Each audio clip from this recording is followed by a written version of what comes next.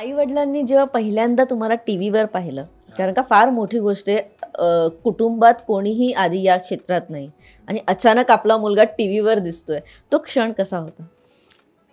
आईच्या डोळ्यात दिसतं ॲक्च्युली ते पाहिल्यानंतर आहे ना, की तिला म्हणजे तिच्या डोळ्यात एक रिलीफ असतो ना, की आपलं एक टेन्शन होतं पूर्ण.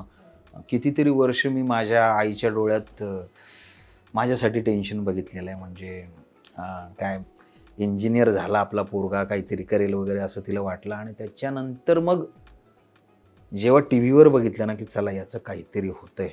किंवा बऱ्याचदा आईला म्हणायचं मी रस्त्यावर डायलॉग्स मी रस्त्यावरच बोलत जायचो नाटकाचे वगैरे. तर आईला तिची मैत्रीण म्हणाली, अहो तुमचा मुलगा जरा वेडा झाल्यासारखं वाटतोय मला, कारण तो रस्त्याने असंच बडबड करत चालला होता. किंवा मग काही लोकांनी असंही म्हटलं होतं की नका या नादाला लागू तुम्ही, त्याचं काही खरं नाही, उद्ध्वस्त होईल सगळंच लाईफ वगैरे. त्या सगळ्यातून ती जेव्हा बघितलं तेव्हा ते एक रिलीफ जो असतो ना, तो तिच्या डोळ्यात दिसला होता बस. आणि यासाठीच प्रत्येक कलाकार जगत असतो की हां, ॲक्च्युली बाकी काही नाही. पण अगदीच, कारण का जेव्हा घरचे सपोर्ट करतात ना आणि त्यांना आपण प्रूव्ह करतो की मी करून दाखवलं. अगेन जेव्हा खूप मोठी फॅमिली असते तेव्हा ते फार ॲडजस्ट करणं कठीण हो जातं. हो हो हो ॲक्च्युली काय माझ्या त्या घरच्यांनी खरंच मला प्रचंड सपोर्ट केला आहे. पण मी थ्रूआउट माझी लाईफ मी माझ्याबद्दल त्यांच्या डोळ्यात प्रेम तर होतंच, पण मी प्रेमाइतकीच त्यांच्या डोळ्यात काळजी पण पाहिलेली आहे. तर ती काळजी मी सतत माझ्या भावाच्या डोळ्यात, माझ्या आईच्या डोळ्यात, माझ्या बायकोच्या डोळ्यात मी ती पाहत आलो. आणि त्या काळजीचं रूपांतर थोडं थोडं थोडं थोडं थोडं थोडं थोडं अभिमानात होताना पाहिलंय. तर ते एक बरं वाटतं. त्याची एक जबाबदारी पण आहे, पण ते खूप कमाल फिलिंग आहे ते. सर, मगाचपासून एक जाणवलं की बायको आई व्यतिरिक्त तुम्ही भावाबद्दल सतत बोलताय. हो हो हो तर ते बॉन्डिंग कसं आहे, म्हणजे ह्या पडत्या काळात भावाने दिलेली साथ कशी आहे? आता माझा भाऊ माझ्यापेक्षा लहान आहे ॲक्च्युली.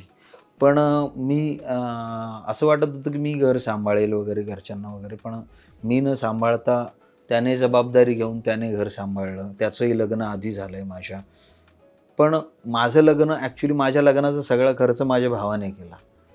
तेव्हा माझ्याकडे काही पैसे वगैरे जास्त नव्हते. पण माझ्या भावाचं तू कर. आत्ताही मी कधीही आमचं बॉन्डिंग असं आहे की मला तो घरी नाही आला तर मला टेन्शन यायचं की अरे हा कुठे आहे, काय आहे, का नाही घरी आला. तर माझा मग भावाच्या बायकोला मेसेज असतो. त्याचं नाव तन्वीर आहे, मी छबू म्हणतो त्याला. छबू आलाय का घरी? माझ्या बायकोला असतो फोन, छबू आलाय का? मग त्यांचं असतं हां आलाय. मग मला जरा नीट झोप लागते. तर ते एक कारण आम्ही सोबतच वाढलो, सोबतच खेळलो. नंतर थोडे तो त्याच्या कामात होता, मी माझ्या कामात होतो, पण राहतो आम्ही सोबतच. आणि आता माझ्या भावाचा मुलगा जो आहे तो सेम टू सेम माझा भाऊ जसा लहान होता तसाच दिसतो. तर मला त्याच्यासोबत खेळताना असं वाटतं की अरे आपला भाऊ परत आपल्यासोबतच खेळतोय आता. पण त्याने सगळ्यात आधी विश्वास दाखवलेला की तुम्ही अभिनय क्षेत्रात काहीतरी करू शकता. हां, म्हणजे आईने पण आणि त्याने पण. म्हणजे त्याचं असं होतं की बाबा तुला जे करायचं किंवा तुला जे वाटतं ते तू कर. बिनधास्त कर, आम्ही आहोत. तू टेन्शन नको घेऊ. हा जो सपोर्ट घरच्यांकडून मिळणं असतं ना, तो मिळाला. पण इतक्या लहान वयात तुम्हाला काय वाटतं त्याच्याकडे हे बळ कुठून आलं? म्हणजे हे बाबांकडून आलंय की आईकडून आलंय? मला वाटतं आईकडून आलंय. कारण माझी आई तशी थोडी बोल्ड आहे.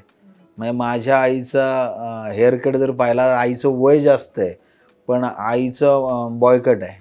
हां, आईचं बॉयकट आहे माझ्या.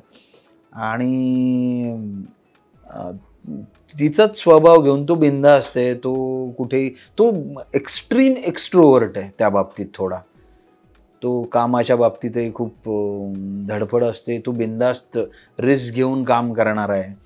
तर त्याच्यामुळे तो त्याच्या क्षेत्रात त्याचं काम करतोय बऱ्यापैकी आणि तो तसा सेटल आहे त्या याच्यात.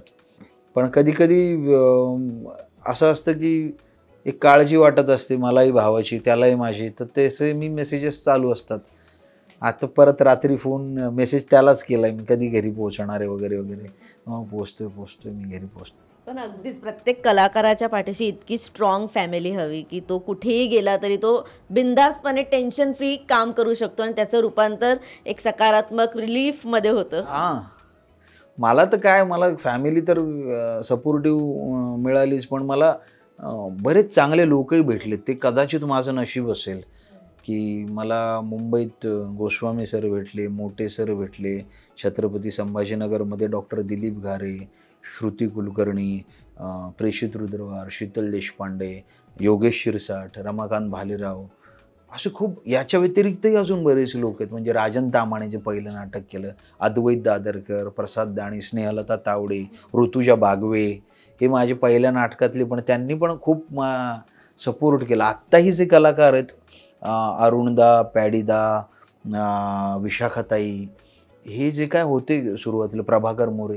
प्रत्येकजण इतक्या सपोर्टिव्ह असतो ना स्किट करतानाही, की अरे हे वाक्यात, या वाक्यात असा पंच घेता येईल का, आणि 1-2 पंचेस आपल्याला पण मिळावेत किंवा मला मिळावेत याच्यासाठी समोरचे कलाकार आग्रही असतात.